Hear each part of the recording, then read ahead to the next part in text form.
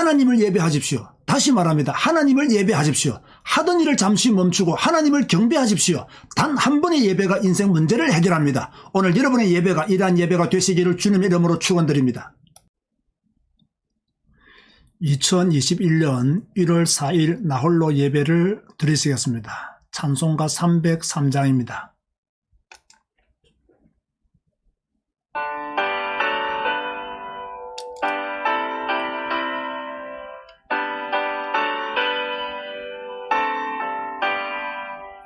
날 위하여 십자가에 중한 고통 받으사 대신 죽은 주 예수의 사랑하신 은혜여 보배로운 피를 흘려 영영 죽을 죄에서 구속함을 받은 우리 어찌 찬양 안 할까.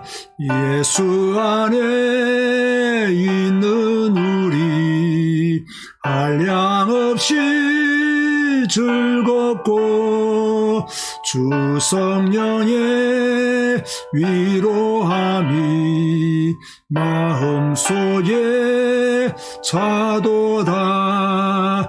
천국 음악 소리 같은 은혜로운 그 말씀 끊임없이 듣는 우리 어찌 찬양 안 할까.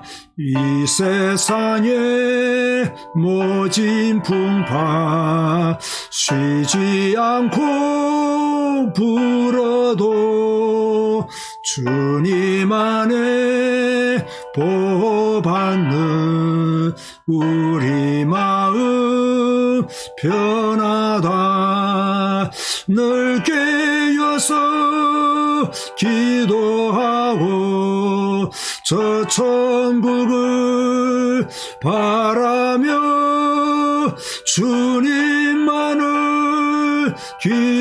기다리니 어찌 찬양 안 할까.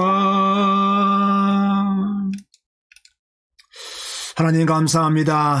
2021년 1월 4일 올해 처음으로 나홀로 예배로 주님께 영광 돌리게 하시니 감사합니다.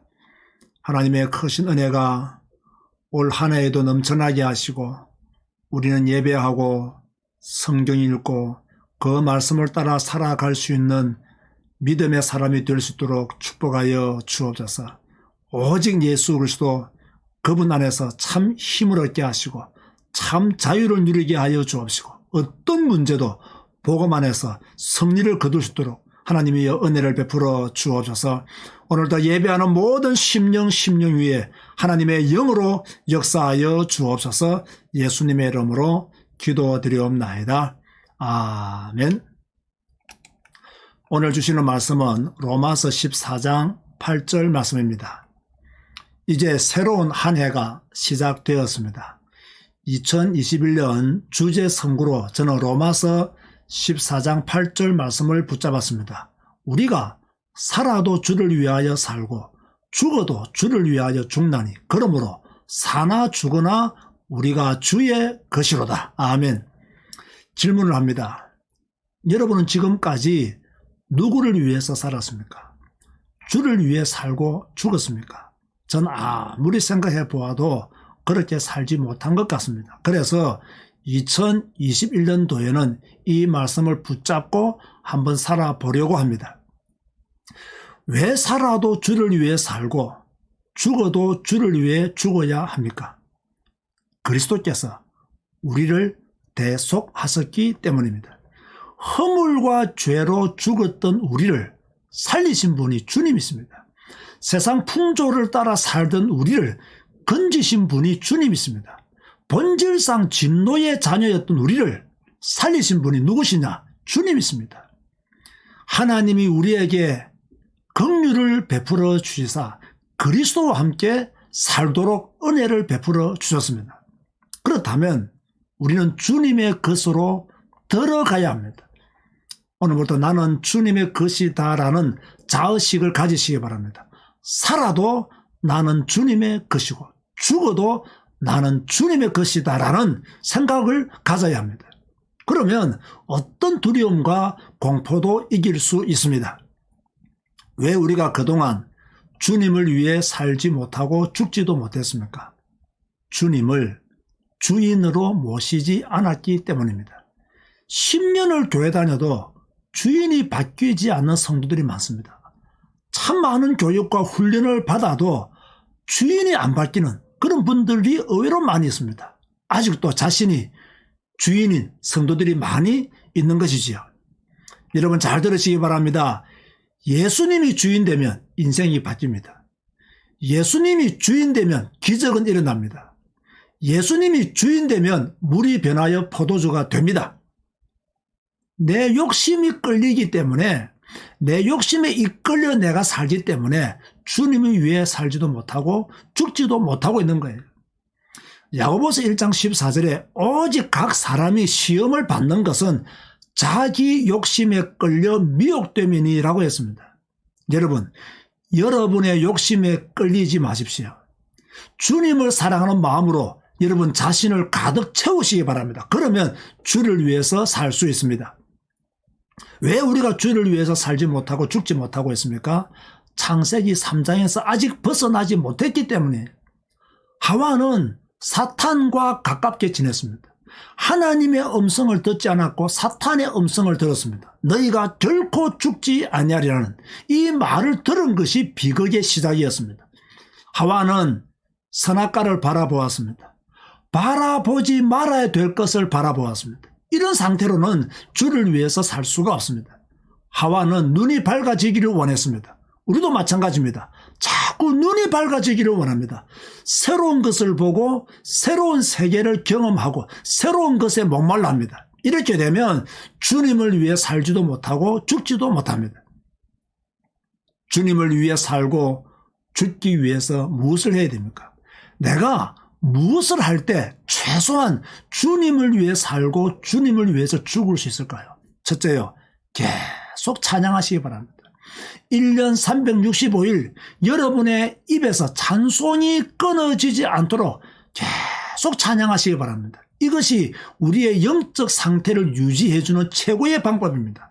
둘째, 계속 예배에 집중하십시오.